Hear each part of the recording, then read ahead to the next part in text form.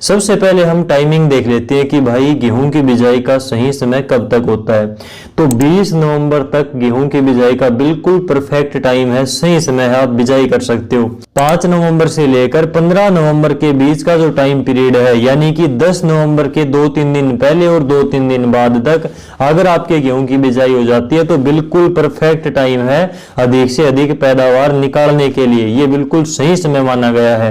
अगर हम गेहूं की बिजाई 20 नवंबर तक भी पूरी कर लेते हैं तो भी बिल्कुल बढ़िया पैदावार निकलेगी।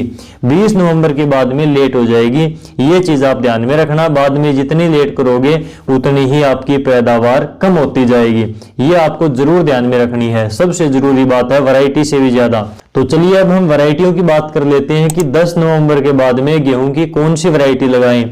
तो 10 नवंबर तक तो आप गेहूं की कोई भी वैरायटी लगा सकते हैं, लेकिन 10 नहीं, आप 15 नवंबर को पकड़कर चलिए। 15 नवंबर तक आप गेहूं की कोई भी वैरायटी लगा लीजिए, वो उतनी ही पैदावार देगी जो 10 से पहले लगाई हो। यानी कि 10 नवंबर से पहले लगाई गई वैरायटी और 15 नवंबर से पहले लगाई गई वैरायटी बराबर पैदावार देंगी, कोई फर्क नहीं आएगा। ये चीज कंफर्म यहां पर हो जाती है कि 15 नवंबर तक आप गेहूं की किसी भी वैरायटी की बिजाई कर सकते हैं। 15 नवंबर के बाद में कुछ गिनी चुनी वैरायटियां ही आपके पास में बचेंगी, जैसे कि PBW 826 है, ये सदाबहार वैरायटी है, पंजाब एग्रीकल्चर यूनिवर्सिटी लुधियाना की वैरायटी है। और जहां पर धान की खेती होती है, भारी जमीनें हैं, वहां पर यह वैरायटी आपको बढ़िया पैदावार दे सकती है अगर आपकी बिजाई 15 नवंबर से लेट हो जाती है। तो इस वैरायटी की बिजाई आप 20 नहीं 30 नवंबर तक भी कर सकते हो।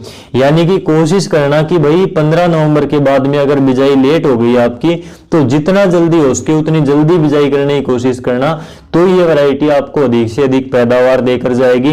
अगर आपने इसकी बिजाई जितनी लेट करोगे, मान लीजिए आपने 27, 28, 30 नवंबर तक इसकी बिजाई करी, तो उस कंडीशन में इसकी पैदावार घटती जाएगी लास्ट में। तो बिजाई सही समय पर करने की कोशिश करना। बाकी 826 को आप 30 नवंबर तक भी लगा सकते हैं। इसके बाद में PBW 872 नई वैरायटी है PAU की। तो ये 872 वैरायटी आप 15 नवंबर तक इसकी बिजाई कर सकते हो। 15 नवंबर के बाद में इसकी बिजाई मत करना, लेट हो जाएगी। अब बात आती है HD सीरीज की। HD सीरीज यानी कि HD 3086 का नाम आपने सुना ही होगा। तो HD 3086 के बाद में लेटेस्ट वैरायटी है भाई इनकी HD 3386, ये नई वैरायटी है। तो HD 3386 की बिजाई आप 20 नवंबर तक कर सकते हो, कोई दिक्कत नहीं है। HD 3386 में काफी शानदार फुटाव होता है, बढ़िया फुटाव है, कल्लों की संख्या इसमें बहुत ज्यादा होती है। तो ये वैरायटी बहुत बढ़िया पैदावार देती है। 20 नवंबर तक आप इसकी बिजाई कर सकते हो HD 3386 की। अब HD 3086 है, तो HD 3086 की बिजाई आप 30 नवंबर तक कर सकते हो, कोई दिक्कत नहीं। जितना हो उसके जल्दी बिजाई करने की कोशिश करना अगर आपको अधिक पैदावार लेनी है तो। इसके बाद में HD 2851 है, इस वैरायटी की बिजाई आप जितना चाहे लेट कर सकते हो। HD 2851 की बिजाई का समय शुरू होता है 10 नवंबर से। 10 नवंबर के बाद में आप इसकी बिजाई कभी भी कर सकते हो। मैंने आपको एक चीज बार बार बताई है, अभी भी बता रहा हूं कि जितना हो सके आपको फसल की बिजाई सही समय के ऊपर करनी चाहिए। सही समय पर अगर आपने फसल की बिजाई कर दी सही टेम्परेचर के ऊपर, तो वो फसल आपको अधिक से अधिक पैदावार दे सकती है। आप जितनी लेट बिजाई करते जाओगे फसल की पैदावार उतनी ही कम होती जाती है बाद में। तो ये बात अपने जहन में बैठा लेना, हमेशा आपको याद रखनी चाहिए।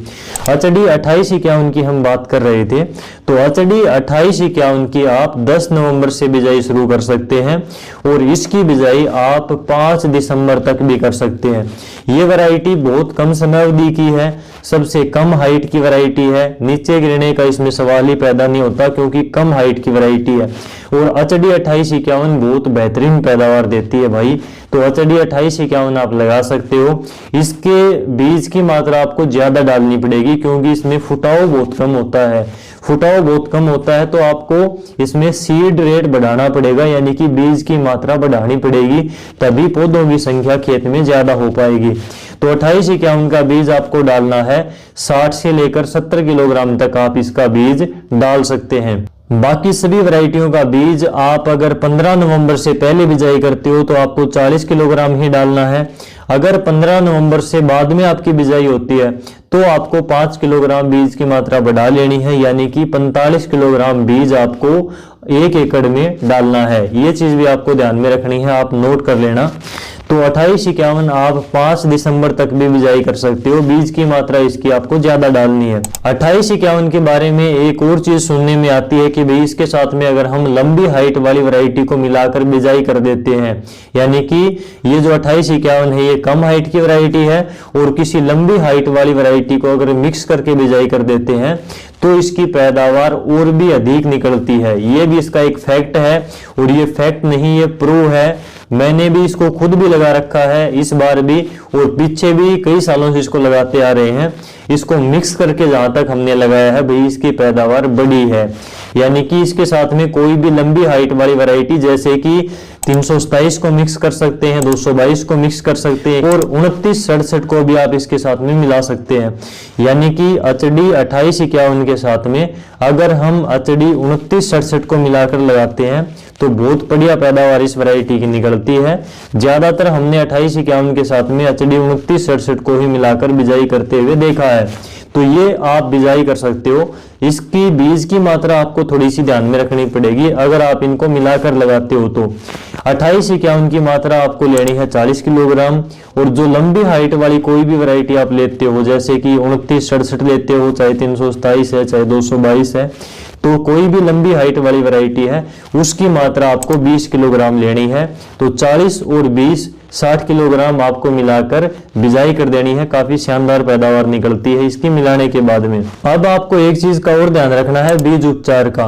अगर आप 15 नवंबर से पहले बिजाई करते हो तो आपको किसी अच्छे फंजीसाइड से बीज को उपचारित कर लेना है, जैसे कि टेबुकोनाजोल आता है 2% डीएस फॉर्मुलेशन में, ये सीड ड्रेसिंग के लिए होता है, यानी कि बीज उपचारित करने के लिए होता है।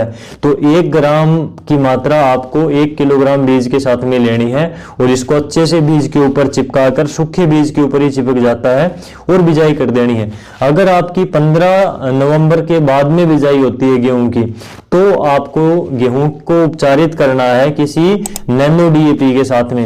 नैनो डीएपी अलग अलग कंपनियों की आती है अलग अलग नाम से, तो नैनो डीएपी से अगर आपने बीज को उपचारित कर लिया तो आपके गेहूं का जर्मिनेशन यानी कि गेहूं का अंकुरण जल्दी होगा, गेहूं जमीन से बाहर जल्दी निकलेगा और जल्दी बढ़वार के ऊपर, ग्रोथ के ऊपर आ जाएगा, उसकी जड़ों का विकास बढ़िया होगा।